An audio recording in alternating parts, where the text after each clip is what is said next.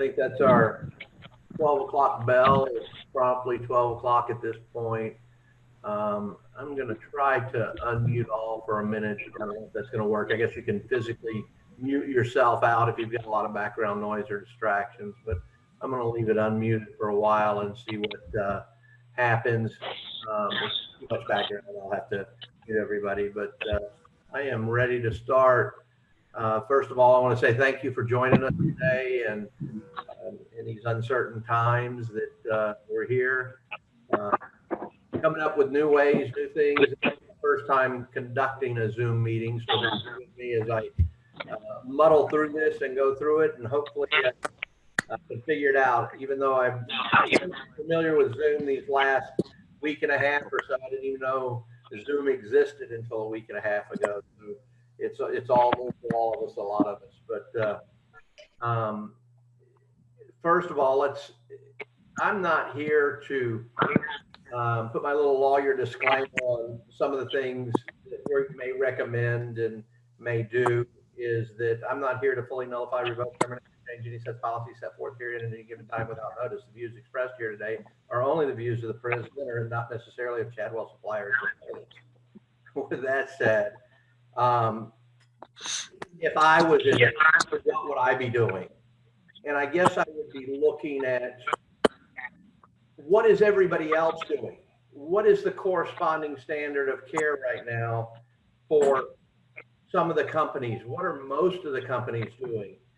What is everybody doing to keep their employees, the residents, and safe and sound and not entering? And they're having a little extra time in some cases not. In some cases, they're reducing their workforce. So how do we go about this, and what are you hearing out in the field? And reaching out to my contacts. Enter your meeting ID followed by pound. Doing a lot of different things out there in the field as far as what is a maintenance emergency, what is everybody doing, and if everybody is doing the same thing, that's considered at that point a corresponding standard of care. And if you're failing to act in accordance with the corresponding standard of care, what does that become? At that point, that becomes negligence. And that's where I think we get in a lot of trouble, is because we get into gross negligent situations where everybody's not doing that and you're off doing something different. So some of the suggestions and things that we come up with, again, are the opinions of just what is going on in our industry. Some companies are reducing the hours and temporarily eliminating positions, which sometimes I don't know if that's the right thing to do or not. What are we doing to keep our people safe in the appropriate PPE? Are we giving them the right things? I know that my fiance is an RN for Adventist Health, and she has been working in supply for COVID patients, and it becomes very demanding. They have to reuse masks, and they have to have a paper bag to put them in, and they're even running out of paper bags and having them reuse their mask over and over again. So it's tough and difficult, and if the hospitals are in these difficult situations, then I've got to assume that everybody else is in these same things. So what are we doing, and what are we defining as a maintenance emergency? Most people are not doing routine maintenance requests, but at that point, what is a routine maintenance request and what is a maintenance emergency? You have different companies that are putting out different policies. Fire, flood, blood are the typical ones that we hear, but some of the things that, you makes you think, is a washer and dryer truly a maintenance emergencies? And some companies are saying that it isn't a maintenance emergency, that, you have to sanitize your clothing. And when you bring it in, you need an operating washer and dryer to put it in. And I'm sure with social distancing, there's no laundry mats to be provided to do your laundry outside of that. When maintenance individuals go in to do a emergency maintenance request. I was on the phone yesterday with a regional from one of the largest management companies in the United States, and they're telling all their employees if they have to go in, when they go in. They're not allowed to lay their tools down. They have to have a tool belt, something to keep them in. And when they complete the job, all the tools that were used are then sanitized and done after the service request has been done. If there is somebody, and I seen one of the posts this morning that, somebody had a leaking toilet that was leaking on the floor that had a bucket underneath it, and was wondering if that was a maintenance emergency. Well, in fact, it was, but the other caveat to that is the person inside was sick, coughing, claiming they had bronchitis, and the technician did not feel comfortable going in. So at that point, are they hiring outside contractors? But with the limited amount of time that we have, that just doing maintenance requests, is this enough just to keep a full staff going?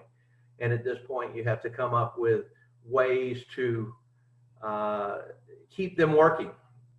Some of the ways that I'm hearing is, doing some of the preventative maintenance that have always wanted to do, but just really never had time to do, and mainly exterior preventative maintenance. Getting your poly pump sprayer and some coil cleaner, and go around and cleaning every condensing coil. It's springtime. It's just before summer.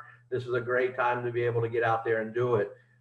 In my opinion, right now, there should be no light bulb in a common area that is out.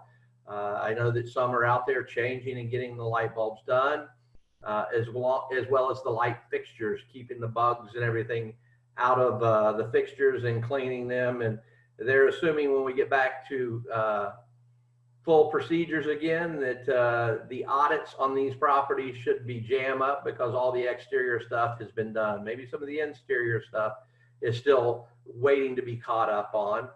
And when we talk about the common areas, when people get their mail, this is going to be a hotbed for people constantly touching stuff, and using a poly pump sprayer with a mild bleach solution and washing down the trash areas and collections and different things like that. I don't know that we can really define what is an emergency. I think it becomes dependent on what the situation is. Doing little things and reaching out to our residents and maybe talking them through it over the phone to find out what the real problem is. Irrigation, we can get out there and start changing out and checking our flow patterns, clearing the pop-ups, rotors, adjusting, securing risers. There's, doing the checks, or the irrigation checks, is something we probably should be doing a lot of times, but sometimes we only do it when we see a physical washout. So making sure that the patterns are done and replacing any heads that aren't getting the proper coverage. Shops and shop organization. Every shop out there should be completely organized or in the process of being organized. And when it comes to getting the shop ready and getting it done, you can work with your vendors that you have. And, I know at Chadwell Supply that we can get you some of the bin labels to get you properly set up. But along the lines of that is that we need to be conscious of maintenance requests that are coming in that we're not doing, and monitor those daily, in the fact that they're going to need those parts. And if you've been on a property for any period of time, you kind of know what parts you're going to need to do and have those.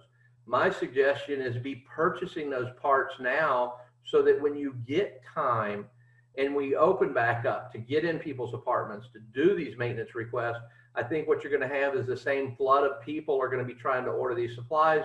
And you're going to find that a lot of vendors are going to struggle trying to keep up with the demand at that point. And with a lot of our parts and pieces that sometimes come from overseas, that we may be having trouble keeping those in stock. So getting ahead of the curve now and keeping up, if you have a budget and the company is allowing you to, then purchase within that budget and pay attention to what service requests are coming in, so that when it does happen, you're not, oh my God, now I got to wait another 6 weeks to wait for parts because nobody has those. So I know that some companies are still, business as usual when it comes to the budget, but some have been shut down. They said, hey, we're not sure what's going on. We're not, only buy exactly what you need. So it's going to be a challenge once budgets have either opened back up, if they have been shut down, to keep up. But just keep that in the back of your mind that this is not going to be, a light switch turns on the next day and everything goes back to the way it was. We're already behind. It's going to take a while to catch back up. Maintenance shops, again, preventative maintenance on equipment, paint doors, repaint surfaces. If you're using subcontractors to do painting and you have maintenance individuals that you can't keep productive all day, bring the maintenance painting inside. If you've been subbing it out, it keeps them working, keeps your on staff site working. And again, it doesn't have to be something as extensive as buying a paint sprayer, even though it would make it easier and quicker. A roller, a bucket, and some trays and brushes, and send them to work doing some paint along the lines with back to the irrigation and the landscaping. A lot of the times you have a cut, edge, and blow contract and they're coming once a week, but their upsells or the way they generate a little extra revenue is by doing the mulch and flowers and annuals. Those are something we could bring in-house, to keep our maintenance staff productive and working. Subbing out cleanings, bring the interior staff to help out doing some of the apartment cleans. There's many ways to keep them going that doesn't take away from your regular vendors as much, but keeps your on-site staffs going in the right direction. Filters, pool cleaning. If you're subbing out pool cleaning, do it in-house now. Put them on hold until we get back to business as usual. You're going to need them again because at some point you may have an outside service. Right now, I think you can take that task on. In a lot of you in different states may or may not have a requirement that requires CPO, but if the pool is not open and you're just maintaining chemistry and water filters, as long as we have some kind of training for those individuals that understand the chemistry.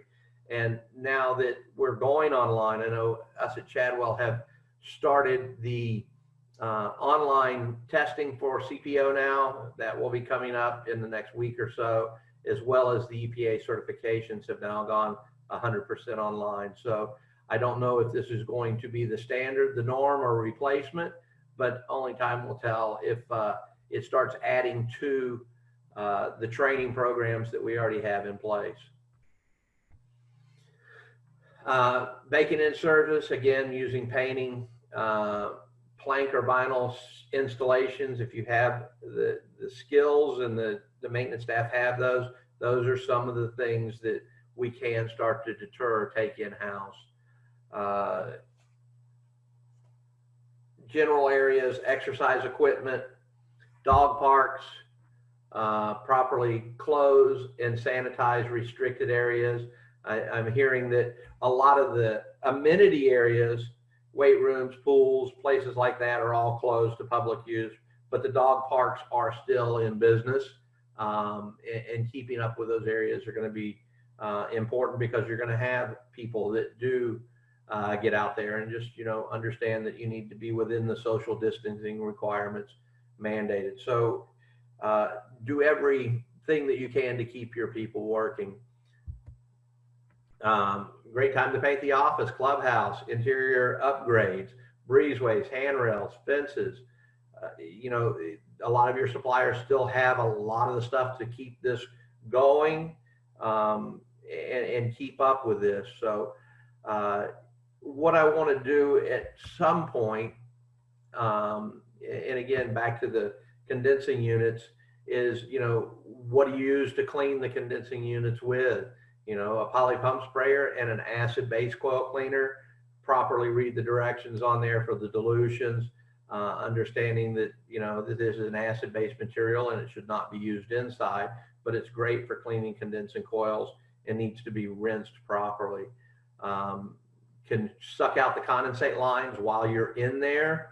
The condensate lines are right there at the condensing unit. Take the wet back and the pump sprayer and your garden hose and start cleaning coils and sucking out the condensate lines. Again, spring and the early part of startup of AC season is here, and this is when they're going to start being the most clogged because there's not constant water been running through them throughout the winter.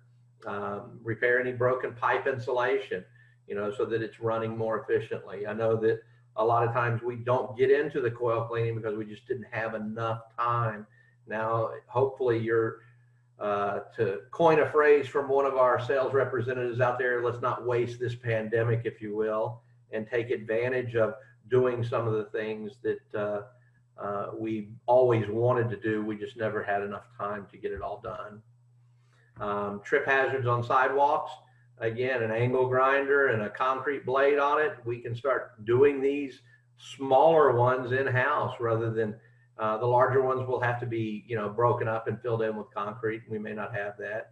I think restriping of parking lot areas may be a challenge, especially with everybody at home and getting cars situated so you can do areas at a time. But if you have extensive parking areas and able to get people to block off certain areas without causing undue burden, I think it's a great time to restripe parking lot areas. And you can get hand striping machines that are quite easy to use, and most people can figure them out. And I know at Chadwell we have a hand striping machine with all the paints to go with it.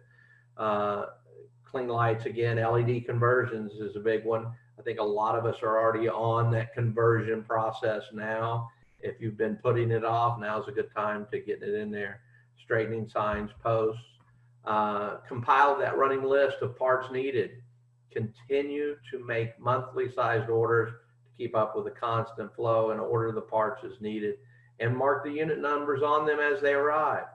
Are all great ideas to keep that going so that you're back into the first come or first served, if you will. Whoever reported that, then you've got their parts that they need for their particular unit at the time it was called in.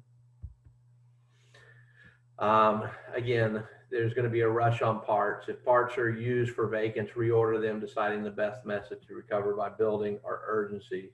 Use the budget as a guideline as allowed. Again, some companies are going to be in a situation where they've locked you down on the budget. So hopefully you're not in the boat where you are locked down, but again, it's going to happen. Again, Chadwell's got a lot of programs. Again, this is all new to us. We're going to start doing these for the first time, see how they go and how they roll, and get going from there.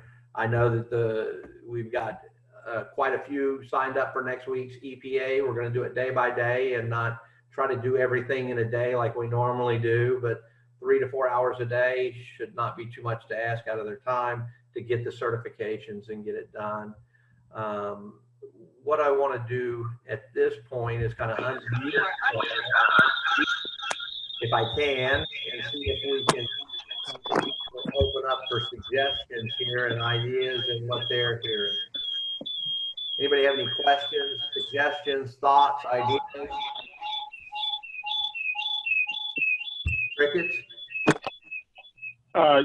Yes, my name is Ray. I work with CLK.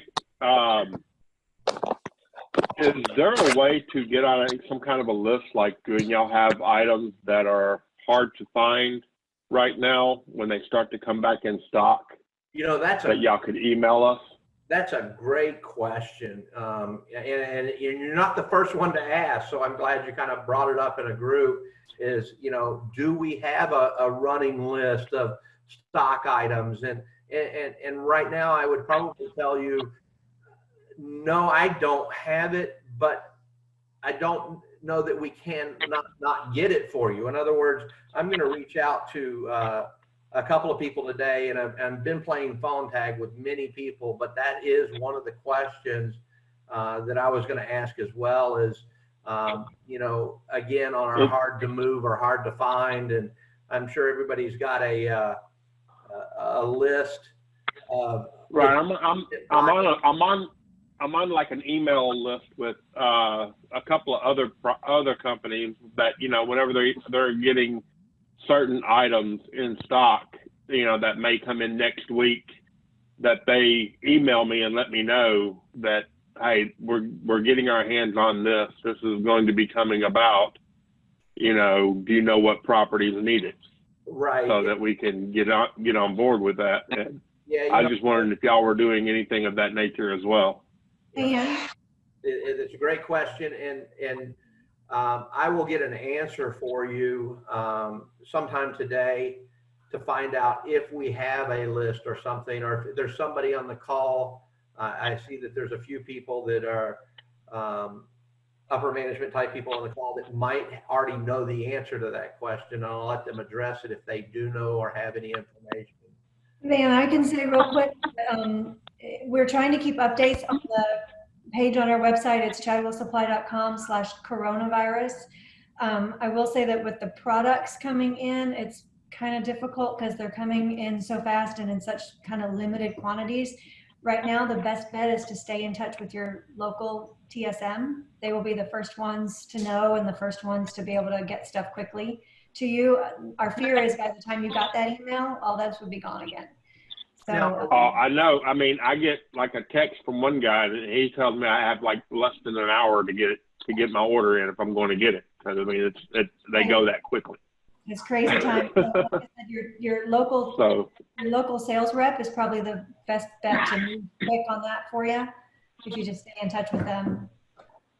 Cynthia, we're limited. I'm over 94 different properties and all over the different parts of the different states. So I mean, I don't have an individual local, so I'm trying to help everybody. Shoot me an email at marketing@chadwellsupply.com, and several of us will see that, but we can see if we can kind of loop you in for sure when we know. All right. No. Well, I've got some of the upper regional maintenance guys on the call. What are some things that you're considering maintenance emergencies?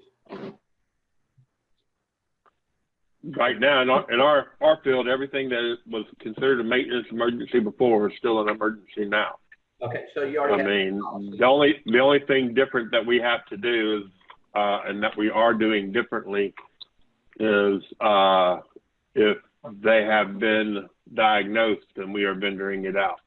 Okay, so you're not even letting the text if you don't have the PPE equipment. I guess I understand that. Correct. And it's hard to get a hold of it, even for the hospitals, to have the proper amount and the appropriate things, and the things that people are having to do is just unprecedented. I mean, we're doing good. We're doing good to have a mask of any kind, much less the proper equipment to go in. So. And you know, and I think one of the regionals I talked to yesterday is, you know, we are considered in maintenance a relevant worker, but we become unrelevant if we choose to be unrelevant. And I think I told him I was going to coin that phrase and let everybody know that, you know, you can sit back and say, you know, and try to protect yourself. And the analogy he gave me is if we had soldiers on the front line and the war was coming and said, no, I'm going home. They got real guns. They got real bullets. And at that point, you become unrelative. But, you know, I do want everybody out there working within a safe guideline and protecting themselves first and foremost in this type of situation. And it is unprecedented for everybody. And as time goes on, maybe there'll be a clearer type suggestions of things that we need to do or have to do in certain situations. So that's all good stuff. Thanks for sharing. I appreciate it. Van, this is Fred Keychak with Blue Ridge Companies. In terms of what we're doing, obviously we're focusing on emergency calls as well. Our first guide that we gave all of our service folks was our emergency call guidelines that we've already had in place. However, when you think about that, most companies generate these emergency guidelines to control overtime and their guys going out at 2 o'clock in the morning, etc. Also, that has to do with safety at night. So while they're there during the day, although we still go by those guidelines, we also have to look at things. You know, our guys are like, well, there's no mold on our emergency call list, so I shouldn't have to go out for that. Or like you said, I heard you say earlier something about washers and dryers. That's not on an emergency call list. So we've had another call with with all of our teams to kind of reiterate the fact that you have to look at two standardized forms of emergency service, right? There's a controllable emergency service while you have teams on site. You're justifying your ability to have customer service. You're justifying your ability to earn a paycheck, etc.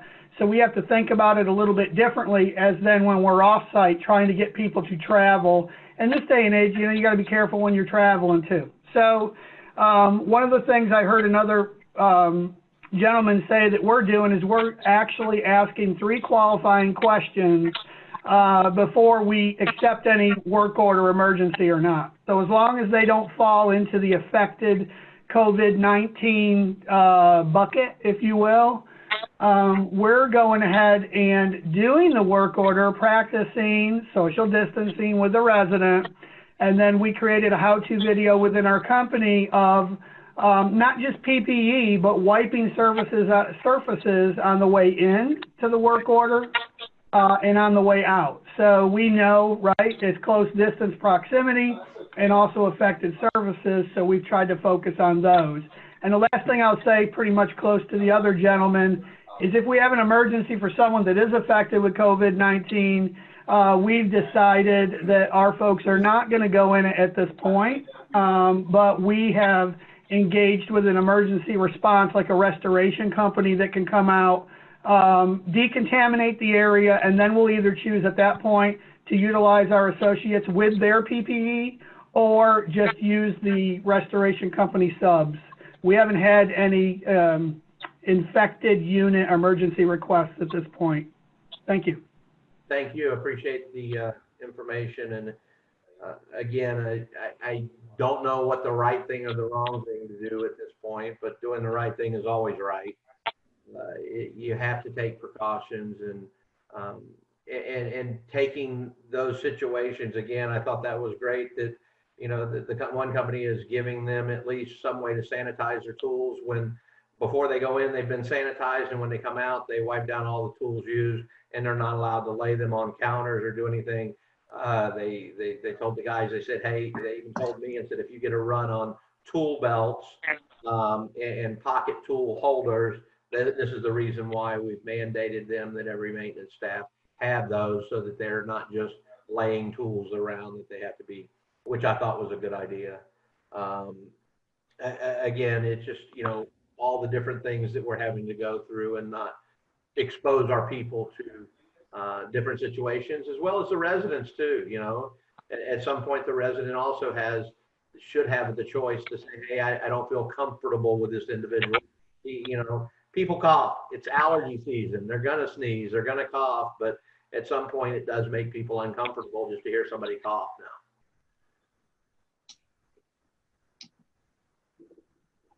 Anybody else?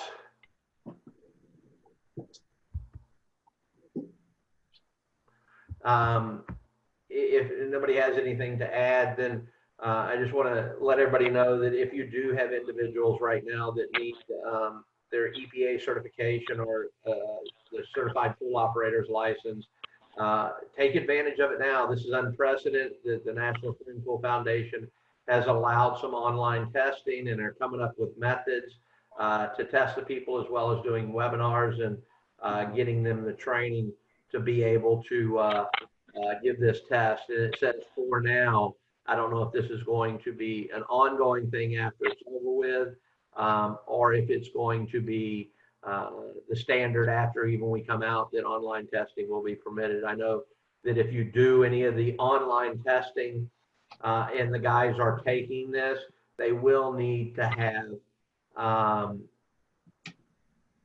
a computer with a camera, so that the proctor who is watching over them can see into the room and see if they're compromising the integrity of the test or not. So that's kind of only like the prerequisite, and at least some way they'll get their manuals and different things online. So they can either choose to print it out and have it, or be able to have some way to view that material. So that's all good stuff, all good news. So if, like, again, let's not waste the pandemic. Let's get those trainings done. Let's get some of the preventative maintenance and some of the loose ends that we've been trying to get to, just never had time. But I think capitalizing on this at this time is probably the best thing that we can do. And the people on the call, I'd like to introduce Randy Munson, who has just come on board with us as another trainer who is also a National Swimming Pool Foundation instructor, as well as a proctor for ESCO and the EPA test. So he will be assisting me coming back online when we get back into training mode and able to put my wings back on and travel all over to do the classes. We'll be able to get you rescheduled on some of the ones that we did have to cancel because of this. A little bit more convenient now with double the manpower, being able to do most of these certification tests. Randy, have you got anything that you'd like to add? One thing I'd really like to say is, first of all, happy to be with Chadwell as a trainer. I'm looking forward to going out and getting this thing going once we are released again. Only thing I saw was every time I'm in a shop, I see appliances that might be good or might not be good. I see parts that have been taken off of old appliances sitting on the shelf. It's a great time for the maintenance guys to actually test those, clean them out, take the 3 refrigerators and make one that works, or the 2 washers and make one that works. The big thing is we want our guys to feel like they're making progress, and we need the owners to understand that there is a value in the people. And I think that's the big thing we want to make clear, that when we come out of it, we want the best people still out there, and we want them prepared to go. And Van and I are working on a lot of things behind the scenes to roll back out. So looking forward to it. Thanks, Randy. And again, Randy comes from the field. He was a regional maintenance director for Avesta and as well as Concord, and he's got a lot of years of experience in this. And will definitely be a resource for you as well as myself. If you need somebody to reach out to, get suggestions, thoughts, or ideas, feel free to reach out to Randy Munson or myself at any time. Again, I've had to mute my phone. I think everybody knows that I'm not traveling, and I'm getting more phone calls. Hey Ashley, it's Zach. How you doing? But anyway, Not too bad. Hey, can you pull up order 2912656 for me? There we go. Zach's muted. But anyway, I'd like to thank everybody for being a part of this today. Anybody else got anything to add that could be helpful for everybody on this call, and some of the things that are just, we take for granted? If you've got a toilet that's running, somebody said, hey, let's put some little clip, and the regionals that are on the call, if you get somebody that says, hey, my toilet's running, it's not leaking on the floor, it just continues to run, would that be considered a maintenance emergency?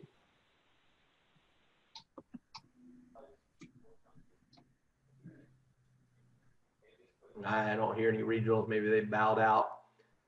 But in most cases, it's really not an emergency, but we know it's probably a bad flapper, and telling a resident how to turn an angle stop off sometimes, but if there was a quick little snippet, how to reset a breaker, how to turn an angle stop off, if you could send them a quick video, would it be helpful?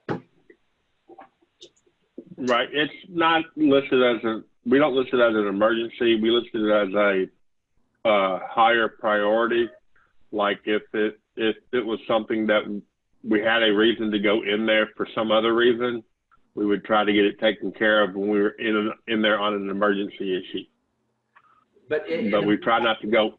But we try not to go in there unless we have to go in there. In the meantime, would you have the resident shut off the angle stop? We would let them know that they could cut it off at the angle stop to cut the water off, to keep the water bills down. Right. But a lot of people don't like to do it. A lot of residents won't do it. Okay. They won't do it. But we do let them know that, and we do try to talk them through resetting breakers and things of that nature. Anything we can talk them through, we try to. If you had a quick little snippet video, you could send them if they had it on their phone and they could watch how to do it. Would that be helpful for you?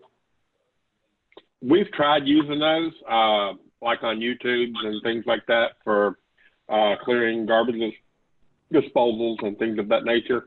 Uh-huh. And it helps with some people. Some people it just helps just to tell them. But we do whichever one works best.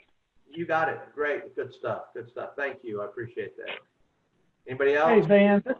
Yeah, this is Fred with Blue Ridge again. We actually did create that was one of the first things that we did once we knew that we were going to hold off on non-essential work orders, is we tried to create a library of how-to videos that were specific to the properties, because I think that's the problem with a general YouTube video. It doesn't necessarily apply to the product that resident's looking at. So we did create them, and then we saved our links.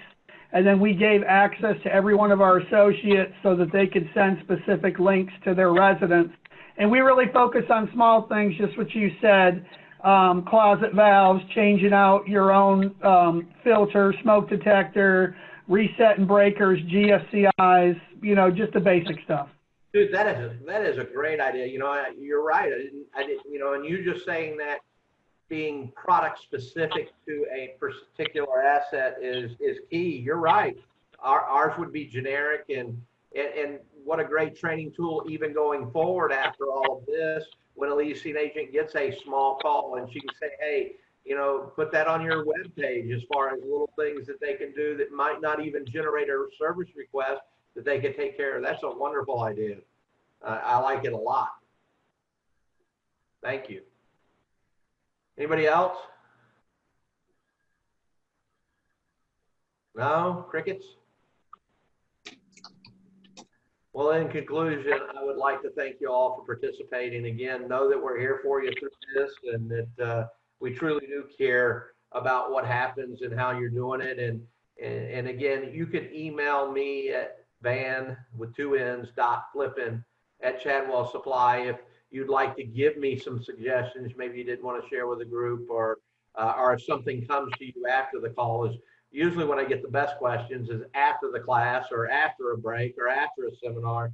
Somebody's, I'm thinking, man, you should have shared that with the group. So going forward, in the next weeks to come, we will be having some sort of maintenance webinar every week, and hopefully some of the information that we gave you today, and then also giving us topics or suggestions of what you would like to see presented, and sharing these ideas amongst everybody. And I think we do come up with a corresponding standard of care that everybody can agree with. And then also keeping everybody informed and just, breaking up the monotony of the day. So I do appreciate your time, and I know it's valuable to everybody. So hopefully you're not having to lay off anybody, and you're keeping people working was the main goal of trying to figure out what we can do. And I'd rather see you create and take away from little pieces from other people like your other vendors, and keep your maintenance staff and teams working and going, because you're going to need them after this is all said and done. But in conclusion, I'd like to thank everybody for coming. Anybody, unless somebody else has something to add? We good? All right, now have a great day.